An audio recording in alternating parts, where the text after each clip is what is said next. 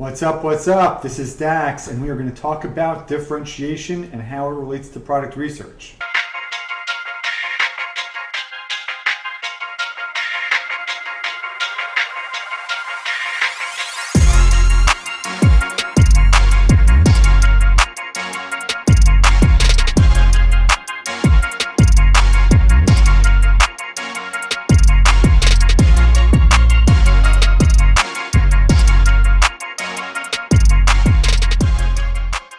So what I want to do here is I want to talk to you about how to think about differentiation when you're going through the product research process. I'm doing this because I see a lot of people, they're just getting started and they go through the product research process thinking that it's just about the numbers, right? So they get a tool like Helium 10 or Jumble Scout, and they were taught how to do searches and looking for high demand, low competition opportunities, but they don't really know what to do with the next steps there. They may have heard about that you got to think about differentiation, but they don't really know what that means. So I want to take a little bit of time and just kind of dive into that a little bit deeper and kind of walk you through the process that I take, what's been successful for me, and just how you should be thinking about this stuff. So with that in mind, I pulled up an example that I thought would be something good to kind of walk you guys through. Now I picked this up, a waterproof tarp, not because it's a good market opportunity. I'm not suggesting that it is, but I just want to use this as an example for the differentiation process. So, before you go through this, you'd still want to go through whatever process you have to see if the numbers make sense. But again, those numbers are really just the first step, and that's only half the battle. If you can't get the differentiation part right, the numbers don't matter, right? So this is extremely, extremely important.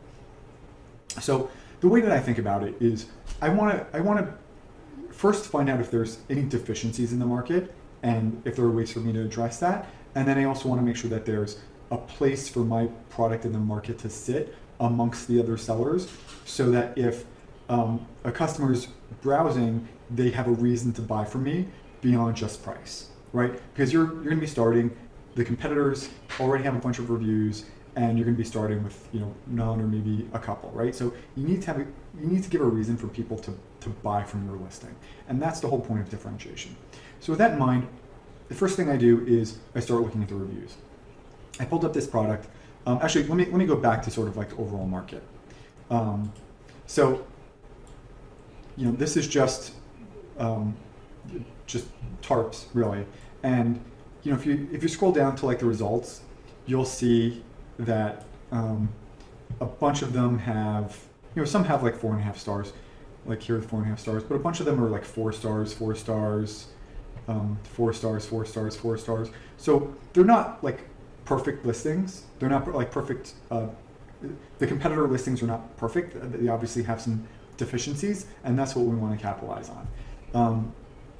So what I'm going through here, again, is the process that I would take, and I'm going to do this just for the one example, this particular competitor, but you probably want to do something similar for some of the other ones in the market to see if there's some consistent issues that customers are having across these different listings. So with this one in particular, the first thing that I would do is scroll down, go to the reviews, and really just kind of start checking out to see what some of the good things and the bad things are, right? So I'm not going to focus too much on the good stuff, but what you'd want to do is you want to go through some of the 4 and 5 stars reviews and see what people like about this product. And you may find that some competitors have specific features that customers really like, and those are things you'll want to incorporate. But for today, what I really want to do is I want to think about okay, what are the problems that people are having? Now, you can just kind of start scrolling through some of the reviews, some of the recent reviews more generally, and here you find one that says there's a 1-star review that says it leaks water and tears easily. But the easier way to approach this is to just kind of go to the reviews section over here, click on 1 star, and you'll go through the same process for 2 stars, and then just start reading through them, because this kind of consolidates the negative reviews and makes them a little bit easier to see. So leaks water and tears easily. I would not recommend this tarp. Here it says this person makes it sound like they find it hard to believe that it's 6 milliliters. So I guess they think that it's thinner than they expected. thin fabric. This says it's not full size. This one says it's thin, very thin. So the recurring theme here seems to be that it's thin. If you happen to have helium-10, one thing that you could do as well to make things easy, if you click on it, this should pop up. Why is that not happening? Oh, I know, I'm not on the right page. So I'm going back to the listing page. So now if I click on the Chrome extension, you'll see that Review Insights is an option. If you click on that, I pre-selected it to only look at the 1, 2, and 3 star reviews, so I'm excluding the 4 and 5 stars here. But again, if you want to see the positive aspects of a product, you'd want to isolate this to only look at the 4 and 5 stars. But what I'm going to do here, we'll let it run through, and this will like isolate the 1, 2, and 3 stars, similar to what I had done just before when I looked specifically at the 1 stars, and you can kind of go through those poor reviews in a similar way here. But something else that's helpful, if you click on Analysis, it will it'll highlight the terms that show up more frequently. So you see that there's 20 reviews that say very thin, and if you click on it, if you click on kind of the header there, it will show those reviews to you specifically, so you can read a little bit more about it specifically, and see where the term very thin is coming up in the context of reviews for this product. So if you look at the second one here, like heavy duty, showing up 11 times, if you click on that, the word heavy duty, here they're saying like heavy duty tarp, ? I think not. So even though you have the term heavy duty, it's really talking about how it's thin. Here this one is saying it's light and thin. How they bought some heavy duty tarps for not that much more money. Here this one is saying the tarp is very fine, fine, very lightweight use, but not very thick or heavy duty use. So even though you're seeing the term heavy duty, it's really in the context of how it's not heavy duty. So this gives you a little bit of insight. It's a good tool if you have it. And if you happen to find that you're going through these reviews and you see that the recurring theme of it not being heavy duty is coming up over and over again, and that it's very thin coming up over and over again, then obviously what you want to do is you want to reach out to your supplier and say, I see that you sell waterproof tarps. Yours are 6 millimeters thick. Can you make one for me that's 8 millimeters or 10 millimeters or whatever? You kind of have to figure out like what would make sense, but talk to them and say, this is a problem that I see in the market. I want to offer something better. Can you help me by making something that's thicker? What would that cost? And you talk to them about it. Obviously it's going to cost you more money to make something thicker, but usually the benefits of having that better quality product is worthwhile for the better reviews that you'll get out of it, and for having the best quality product in the market, because something like this probably isn't going to cost you significantly more, but will be a better quality product.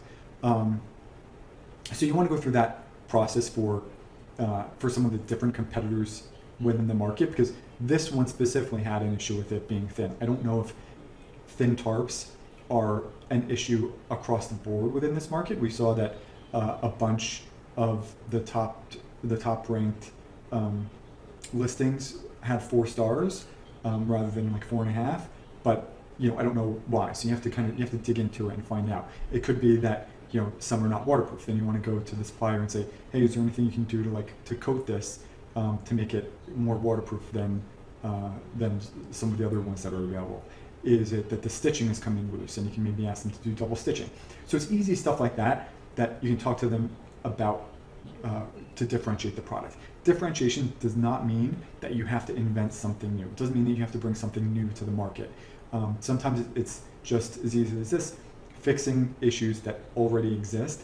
And if you find that some competitors have positive features that you want to incorporate as well, and then you can talk to the supplier about that. Maybe they have like a string tie that can really make the tarp kind of tie against certain products. That's if you see something like that, then maybe you want to incorporate that kind of a feature as well on top of like making it thicker.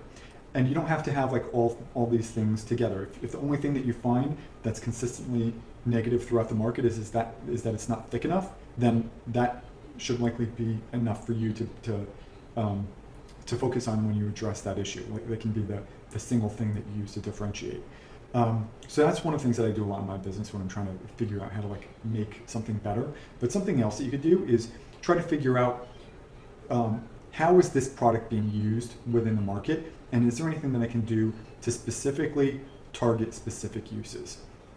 As an example, let's say that you find out, like you're reading through a lot of these reviews, and you see over and over again that some customers are using them to put underneath like an inflatable pool, right? Maybe they're not using it to cover something, but they're putting it underneath an inflatable pool so that like sticks don't start popping up. Well, if you find that that's like a market segment here, what you can do is talk to the supplier about, hey, can you make me a round one instead of a square one?